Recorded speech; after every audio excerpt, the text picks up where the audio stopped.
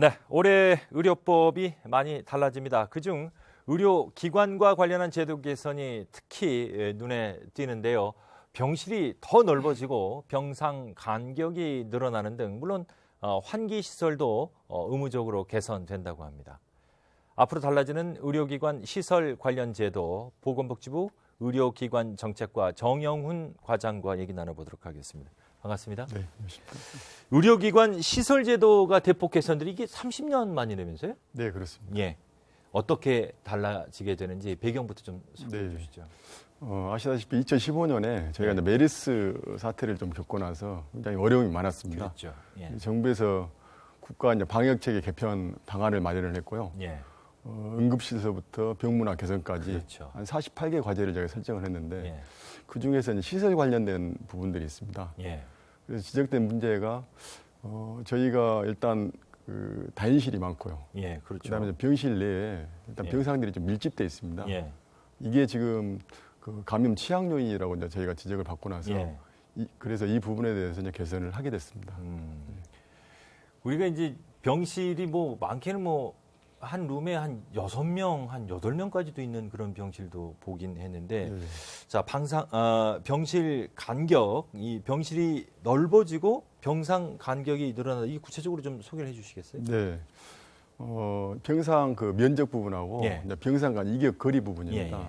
그래서 일단 이제 병상 그 면적 같은 경우에는 예. 1인실 같은 경우에는 지금 한 병상당 6.3제곱미터입니다. 예. 이게 이제 10제곱미터로 한 60% 정도가 좀 확대가 되고요. 예. 그다음에 이제 다인실 같은 경우에는 네. 지금 1인 그 한 병상당 면적 기준이 4.3제곱미터입니다. 네. 이게 한 6.3제곱미터로 한 50% 가까이 이제 확대가 됩니다.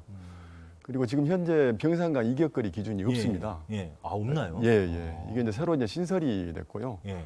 그래서 이제 기존 시설 같은 경우에는 한 1.0 1m를 그 그렇죠. 거리를 간이 확보를 해야 침대 하나 되고요. 들어가는 정도 사이 있고. 예.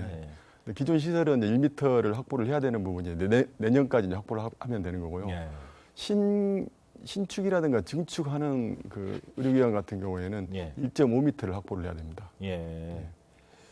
자, 대형 병원에 가면 이제 6인실, 8인실 많이 볼 수 있는데 앞으로 이제 최대 4개의 병상만 허용되는군요. 네, 네. 병실 내에 이제 병상 과밀화 예. 이 부분이 이제 의료 그 취약한 내용이라고 제가 말씀을 드렸고요. 예. 그래서 지금 저희 이제 기준으로는 신증축에만 해당이 됩니다. 예. 그래서 일단 병의원 같은 경우에는 맥시멈 한 4개 병상만 허용이 되고요.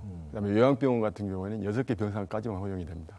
그렇군요. 네. 근데 이제 어찌됐건 기존보다 좀 훨씬 쾌적해질 것 같다라는 기대가 되는데 한편으로 좀 우려가 되는 게 기존에 이제 그 병원이 좀 부족한 지역 같은 경우는 이게 확 줄여버리면 그 병상수 환자를 받을 수 있는 인원이 줄어들 것이고 혹시 이제 좀 줄어든 만큼 병원비도 비싸지지 않을까 이런 여러 가지 우려도 있을 수 있을 것 같습니다. 어떻게 보십니까?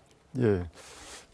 저희가 지금 병상 관련해서는 예. 지금 저희 나라 같은 경우에는 병상이 좀 과잉이다고 저희가 판단을 하고 있습니다. 예. 수치상으로 보면은 예. 지금 OECD 그 평균에 비해서 한 두 배 가까이가 많습니다. 그래서 인구 1000명당 한 11개 병상이기 때문에 예. OECD 기준으로 비춰봤을 때도 2배 정도가 많고요. 예. 그다음에 이제 병상 이용률인데 예. 병상 이용률도 병원급 같은 경우에는 한 60%대, 상급 종합병원 같은 경우는 한 80%대 이렇게 되기 때문에 예. 실제 저희가 이제 병상 수가 좀 줄더라도 그 환자분들이 이제 병원을 이용하면서 추가적인 비용 부담은 없을 것입니다. 그렇군요. 네. 다행입니다. 네. 자, 메르스 사태 당시에요. 음압 격리병실이 부족하다 이 얘기 지적 굉장히 많이 나왔지 않습니까? 네, 그렇습니다. 이게 이제 다시 한번 시청자들의 이해를 돕기 위해서 이게 뭔지 예, 예. 그리고 이게 또 어떻게 앞으로 개선된다는 건지 소개해 주시죠. 음압 병실이라고 하게 되면은 예. 일단 병실 내에 기압을 좀 낮춥니다. 예. 기압을 낮추게 되면은 그 병실 내에 있는 공기가 이제 밖으로 배출되지 않고요. 예. 밖에 있는 공기는 안으로 유입을 하게 되는 그런 구조로 돼 있고요. 예. 만약에 안에 있는 공기를 밖으로 배출을 하려게 되면은 예. 헤파 필터를 통해 가지고 거르고 난 다음에 그렇군요. 나가게 되는 게 음압 병실입니다. 예. 근데 이제 메르스 사태를 겪고 나서 저희가 음압 병실 수가 상당히 부족했습니다. 예. 그래서 이번에 이제 저희 기준에는 일단 300병상당 그 300병상 종합병원 이상에 대해서는 그 300병상당 1개 그 음압병실을 만들어야 되고요. 100병상 추가할 때마다 1개가 추가가 됩니다. 예를 들자면 그럼 500병상인 경우에는 음압병실을 3개를 만들어야 되고요. 1000병상인 경우에는 한 8개 정도를 만들어야 됩니다. 그렇군요. 네네. 이 음압 격리병실이 말 그대로 중환자들이 거기 머물게 되는 공간인가요? 어떻습니까? 아무래도 이제 감염병에 걸린 이제 환자들이 취약한 취약한 분들이 이제 음압병실에서 입원을 하게 돼 있습니다. 그렇군요. 그러니까 감염에 취약한 곳이 이제 또 중환자실이고 여기에 대한 기준도 좀 강화된다고 들었습니다. 네네. 일단 중환자실 같은 경우에는 이제 예. 면적 기준이 예. 지금 한 병상당 10제곱미터로 되어 있습니다. 예. 이게 이제 15제곱미터로 늘어나게 되고요. 예. 그다음에 병상 간 이격거리도 2m를 확보를 해야 됩니다. 예. 그리고 3개의 병상당 1개의 손씻기 시설을 이제 구비를 해야 됩니다. 이게. 그리고 300병상 이상 이제 종합병원 같은 경우에는 예. 일단 10병상당 1개의 그 격리병실을 확보를 해야 됩니다.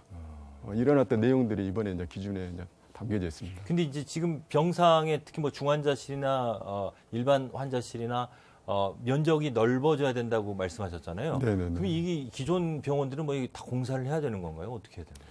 그래서 기존 의료기관 같은 경우에는 예. 아무래도 이제 이 물리적인 구조를 바꾸는데 좀 어려움이 있습니다. 그렇죠. 예. 그래서 병상 간 이제 이격거리를 예로 들면 기존 어떤 의료기관 같은 경우에는 1m.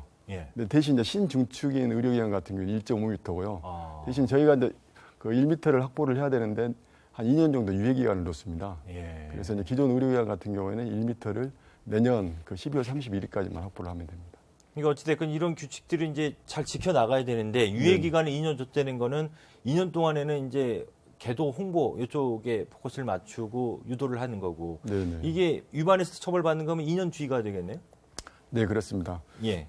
그래서 일단 신중축인 경우에는 예. 저희가 이제 2월 3일 날 이쪽 시행 규칙이 공포가 됐습니다. 예. 그래서 즉시로 이제 시행을 하게 돼 있고요.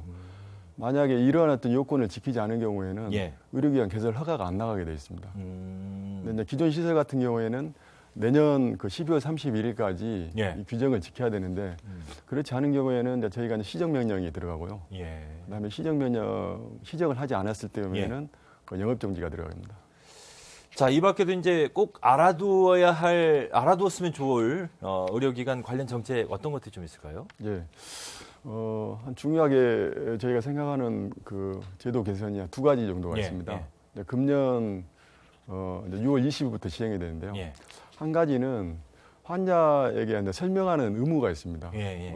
예를 들자면 이제 수술이라든가 뭐 수혈 등으로 인해서 이제 전신 마취를 받는 환자에 대해서는 예.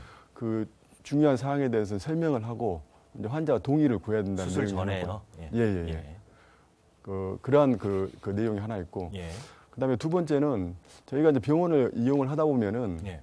MRI라든가 CT 같은 어떤 진료 정보가 예. 지금 이제 공유가 안 돼 있습니다. 그렇죠. 예. 그래서 그러한 어떤 진료 정보에 대해서는 A라는 의료기관에서 B라는 의료기관으로 전송을 할 수 있는 이제 법적 근거를 확보를 했습니다. 그러니까 본인이 그 A라는 병원에 다니다가 B 병원으로 가고 싶을 때 MRI 촬영한 것 좀 받을 수 있을까요? 그러면 B라는 의료기관으로 보내준다 뭐 이런 전송입니다. 전송을 지금은 이제 한다는 본인이 예. 그 진료 기록을 뭐 복사를 하든지 예. 아니면 떼가지고 가지고 갔어야 되는 건데 지금은 이제 그 전송을 할 수 있는 그러면 그런 예를 법적 들면 근거가 B라는 의료기관에 가서 제가 저기서 MRI 찍었는데 A에서 받으면 됩니다. 그러면 바로 받을 수 있다 이런 얘기입니다. 네, 그렇습니다. 네. 그걸 이제 의료기관들이 다 준수를 해 나가야 되는 거고 보관을 해야 되는 거네요. 그러면. 네, 그렇습니다. 알겠습니다. 예.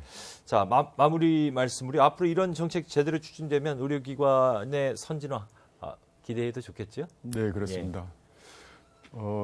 이번에도 시설 기준은 저희가 예. 이제 대폭 개편을 했는데 네. 물론 이제 메르스가 이제 배경이 되긴 했습니다만은 나름대로 이제 의료 어떤 선진화에 대해서 이제 기대감이 저희가 큽니다. 예. 그래서 환자 안전하고 특히 이제 쾌적한 환경 개선 예. 이게 이제 중점 사항이고 예. 환자 만족도가 크게 증가하리라고 이제 저희는 보고 있고요. 예. 그다음에 이제 저희가 지금 해외의료 진출 관련해서 의료 선진화 관련된 제도를 저희가 운영을 하고 있는데 예. 거기에 대해서 상당히 좀 기여를 할 것이라고 저희는 생각을 하고 있습니다. 알겠습니다. 자, 앞으로도 더욱 안전하고 쾌적하게 병원을 이용할 수 있게 됐으면 좋겠습니다. 의료기술이 날로 발전하는 만큼 의료기관도 더욱 선진화돼야 되겠죠. 자, 오늘 말씀 고맙습니다. 네, 감사합니다.